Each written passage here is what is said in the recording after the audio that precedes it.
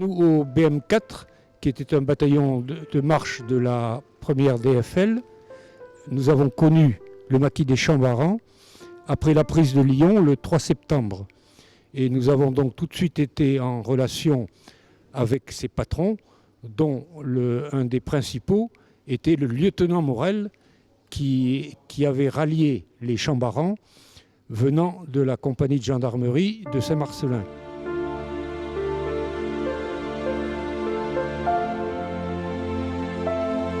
C'est la première fois que nous avions le contact avec ce qui pour nous était la vraie France.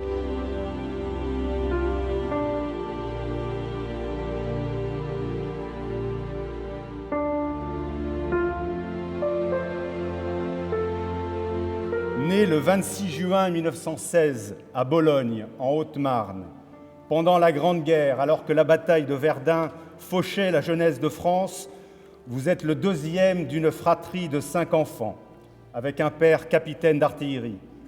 Comme vous l'évoquiez récemment dans un témoignage au magazine L'Essor de la gendarmerie, votre voix était toute tracée. C'était extrêmement émouvant de voir ces gaillards, qui étaient des gens magnifiques, qui venaient se joindre à nous. C'était formidable.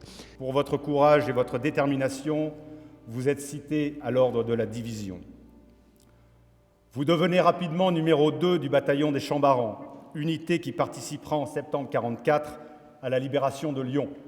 Mais il y avait quand même des mais. C'est des gens qui n'avaient fait que du combat d'embuscade. Et maintenant, il fallait se convertir au combat frontal, je dirais. Et pour ça, il n'y avait que Morel, qui était un officier d'active, qui était secondé par des gendarmes également d'active, et qui a eu l'énorme mérite d'instruire ces gens-là avec l'aide de nos vieux sous-officiers de la coloniale. Et il en a fait une unité magnifique qui a été engagée à partir de la région de Montfand-Liaufan pour la libération de Belfort. Et puis après, les combats en Alsace.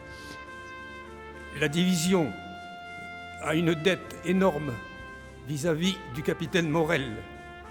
Parce que lorsque nous avons trouvé les Champs-Barans, pour nous, c'était la France profonde. J'ai connu le général Morel lors de la première assemblée générale à laquelle je participais, donc en septembre 1999. Et j'ai découvert un homme d'exception. Et lorsque j'ai pris la présidence du comité en 2002, j'ai pris l'habitude de lui rendre visite très souvent. D'une part, pour bénéficier de ses conseils, j'étais un de ses successeurs, et puis pour l'entendre raconter sa carrière.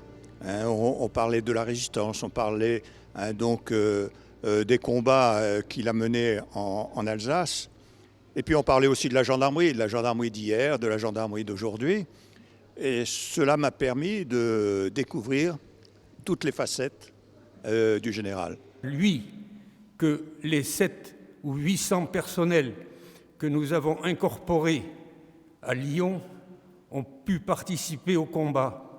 Il commandait, il est arrivé au bataillon comme lieutenant, relativement ancien peut-être, donc en début septembre.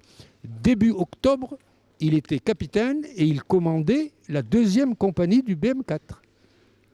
Il l'a donc engagé dans les combats autour de Belfort, après dans les combats en Alsace, et enfin dans les combats dans les Alpes-Maritimes autour de Losion, où lui-même a été grièvement blessé.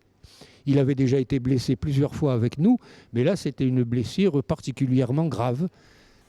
Je voulais appeler l'attention sur l'œuvre, le plein succès qu'avait rencontré le capitaine Morel, parce que c'est lui qui a fait le trait d'union entre des anciens de ce qu'on appelait à l'époque l'Empire français, et puis la vraie France que nous avons retrouvée dans toute sa jeunesse, et qui a pu participer à tous les combats, aussi bien région de Belfort que l'Alsace et que le sud des Alpes.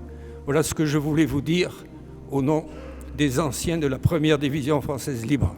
Nous vous sommes infiniment reconnaissants, nous, les sociétaires de la Légion d'honneur, les anciens enfants de troupe, les pionniers du Vercors, les anciens de Chambaran et de la première division française libre, les porte-drapeaux et les anciens combattants d'Évian et de Thonon qui vous entourent en cet instant.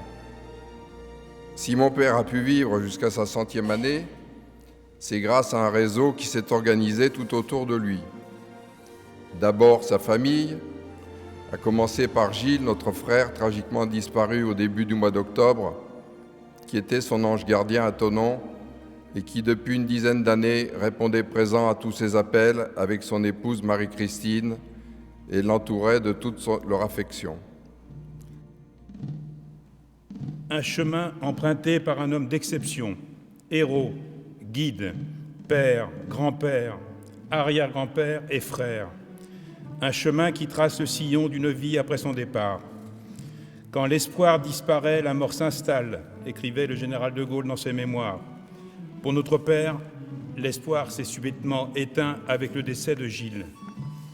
Avec dignité et une force de caractère inouïe, il s'est accroché à la vie avant de décider, le 30 décembre, de déposer les armes et de rejoindre le restant de sa famille dans l'au-delà.